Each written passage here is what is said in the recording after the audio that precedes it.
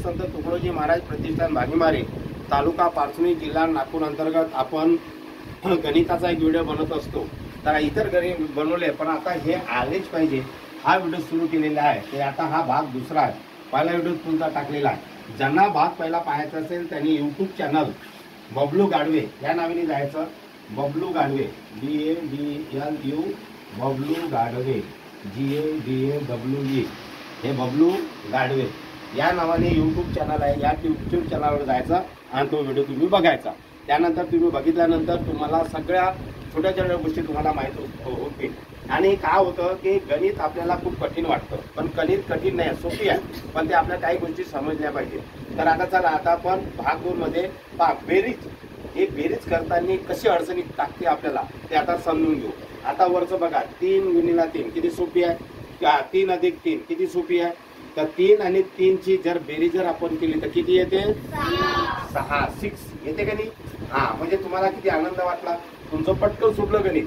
पण आता तेच मी सेकंड नंबरचं लिहिलं, अंशामध्ये 3 छेदामध्ये 1, अंशामध्ये 3 छेदामध्ये 1 आणि त्याची बेरीज केली मग करायला. आता तुम्ही झाले कन्फ्यूज. आता तुम्हाला वाटलं का आता हे बेरीज कशी करायची, हे फार सोपी बेरीज आहे. 3/1 म्हणजे 3 अंश छेद 1 जर केला तर हा म्हणजे 3/1 म्हणजे किती आहे, 3. यालाच 3 म्हणतात, कारण हा एकचा भाग 3 ला जातो तर 3च येते. ही संख्या जशी 3 आहे तशी ही संख्या आहे, परंतु आपल्याला समजलं नाही कारणामुळे आपण कन्फ्युज होतो. हे 3च आहे. मग ह्या 3 न 3 ची बेरीज किती होईल, 6 झालं. हे 6 होईल बेरीज. पण आता तुम्हाला तसंही नाही समजलं तर काय करायचं, छेदामध्ये जर संख्या सारख्या असेल तर ती संख्या सारखी तशीची तशी लिहून टाकायची आणि अंशाची बेरीज करायची. अंशाची बेरीज केली किती ते 6. मग 6/1 म्हणजे किती आहे, 6. म्हणून हे 6 आलं लक्षात. म्हणून अशा प्रकारे आपण सोडवायचं. हे लक्षात घ्या, छेद जर सारखा असेल अंशाची बेरीज करायची आणि तिथं त्याला संक्षिप्त रूप देऊन लिहून टाकायचं, म्हणजे तुमचं उत्तर मिळून जाते. आता इथे तसंच छेद सारखे आहे, मग आपल्याला किती लिहिता येईल, 3. म्हणजे व्हेरी गुड. म्हणजे अंशाची बेरीज येईल. अंशाची बेरीज 1 + 1 किती होते, 2 झाला. याचं उत्तर आलं 2/3. कारण की छेद सारखा आहे तसं लिहून टाकलं, अंशाची बेरीज केली. मग आता हे काही बऱ्याचशा मुलांना समजत नाही, क्रॉस मध्ये करत बसतात. आता क्रॉस केलं तर मग खालचं गणित आपण क्रॉस मध्ये ते बघू. हे क्रॉस करण्याची वेळ नाही याच्यात पटकन अंश म्हणजे अंश कसा आहे, छेद कसा आहे याचा अभ्यास करायचा आणि ते लिहून टाकायचं. छेद सारखा आहे आणि अंशाची बेरीज करायची आणि ते आपण लिहून टाकायचं. आता इथं बघा, चौथ्या गणितामध्ये आपण वर 0 दिलाय, 0 दिलाय, खाली 3 दिलाय, अधिक 1/3. याचं उत्तर पटकन येते. काहून येते की या 0/3 जर केलं तर याची किंमत किती येते, 0 येते. म्हणून ह्यात 1/3 राहू शकते. पण तेवढं नाही समजलं तर मग सरळ तुम्ही काय करा, हे छेद सारखा आहे म्हणजे सारखा तर 3 लिहून टाका आणि 0 अधिक 1 ची बेरीज किती येते, 1 येते. 1 येते, झालं, उत्तर संपलं. 0 अधिक 1 याची बेरीज किती येते, 1 येते. काय 0 येते का नाही, याचा आधी एक व्हिडिओ बनवला आपण ना, तो 0चा उपयोग कसा करायचा तो व्हिडिओ बघायचा. म्हणून याची किंमत येते 1. आता राहिला प्रश्न 5वा. बघा, 1/3 म्हणजे अंशात 1 छेदात 3 आणि अधिक 3/1. आता इथे नाही, सारखा आहे ते बदललेलं आहे. मग आता इथं तुम्ही डायरेक्ट कसं लिहायचं, नाही लिहू शकत. तर मग याच्यात काय करायचं, हे खाली छेद 3 आहे तर मग क्रॉसमध्ये काय करायचं, गुणाकार करायचा. असा क्रॉसमध्ये गुणाकार करायचा.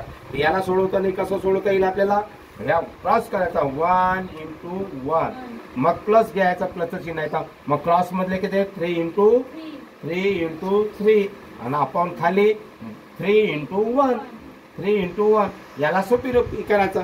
मग 1 × 1 याची गुणाकार किती येते, 1 प्लस 3 × 3 चा गुणाकार किती येते, 9. आणि मग खाली लिहायचं 3 × 1 चा गुणाकार 3. मग याला आणखी सोडवायचं. 9 × 1 किती येते, 10 आणि याला 3. मग याचं उत्तर किती येईल, 10/3 झालं. 10/3 हे मिळालं तुम्हाला उत्तर. समजलं, 10/3 असं क्रॉस करायचं. असं क्रॉस करून आपल्याला सोडवता येते. नाही तर पटकन 3 चा गुणाकार 3 3 9 1 मिळवलं 10 झाले आणि 3 × 3 विषय संपला. क्रॉस मध्ये इथं कोणतीच येते, 3 × 1 3, 3 3 1 10 झालं. अशा प्रकारे लक्षात घ्यायचं आणि आपल्याला सोडवता येतं. आणि हे ज्याला सोडवता आलं त्याला पुढचे गणित सोपी जातात, आणि हे ज्याला समजलं नाही ते पुढचे गणित सोपी अवघड जातात. मग म्हणतात की गणित खूप कठीण आहे, म्हणून गणित कठीण नाही. चला आपल्याला लक्षात आला, सराव करून घ्या पटकन. 3 अधिक 3 6 आनंद वाटला, पण 3/1 प्लस 3/1 दिल्याबरोबर कन्फ्यूज. तर कन्फ्यूज होऊ नका, या दोघांचंही हे 3/1 म्हणजे 3 प्लस 3/1 म्हणजे 3 म्हणजे 6 किंवा 6 सारखा आहे, एक लिहून टाका. 3 3 ची बेरीज करा, ते 6/1 येते म्हणजे 6 होते. आलं लक्षात? हा, हे झालं. त्याच्यानंतर हे तिसरं गणित 1/3 प्लस 1/3.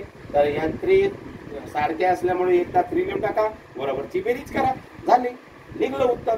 क्लासमध्ये करून बघा, तेवढंच उत्तर येते. डायरेक्ट करा, तेवढंच उत्तर येते. तसं याच्यामध्ये तुम्ही 3 3 आहे ते 3 लिहून टाका, वरची बेरीज करा. शून्यासोबत एकची बेरीज एकच येते, शून्य येत नाही.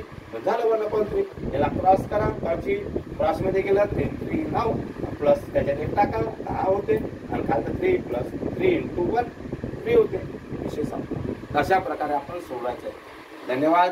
मी बबलू गाडवे, बागीमारी, तालुका पारसोली, जिल्हा नागपूर. जय गुरु. जय गुरु. हे आलंच पाहिजे, हे आलंच पाहिजे. धन्यवाद. जय गुरु.